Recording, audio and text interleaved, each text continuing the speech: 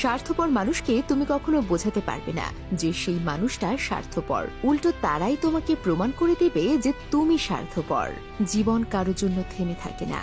জীবনকে কারোর জন্য থামিয়ে রাখাটা হলো সব থেকে বড় বোকামি। অপমানকে হেসে মানিয়ে নেওয়ার ক্ষমতা একমাত্র সরল মানুষগুলোর মধ্যেই বেশি থাকে। একটা কথা কি জানো তো, সহজে পেয়ে গেলে মানুষই হীরা কেউ কয়লা ভাবে।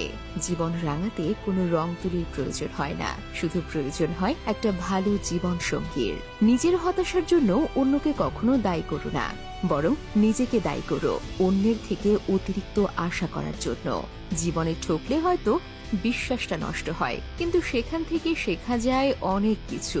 যদি অনুভব করো কেউ তোমাকে এড়িয়ে চলছে, তাহলে তাকে বিরক্ত করা ছেড়ে দাও। কেউ দেখে না তুমি তার জন্য কি করছো, তারা শুধু দেখে তুমি তাদের জন্য কি করোনি। বর্তমানে সম্পর্কগুলো এমনই হয়, খোঁজ না নিলে দূরত্ব বেড়ে যায়, আর বেশি খোঁজ নিলে বিরক্ত হয়ে যায়। আমাদের প্রত্যেকেরই কিছু না বলা কথার মধ্যে অনেক কিছু কথা লুকিয়ে থাকে।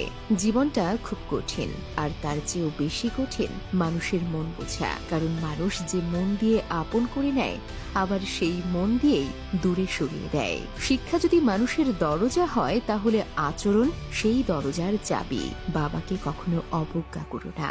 বাবা যতই গরিব হোক, বাবার মতো শক্ত হাত এই পৃথিবীতে আর কারও নেই।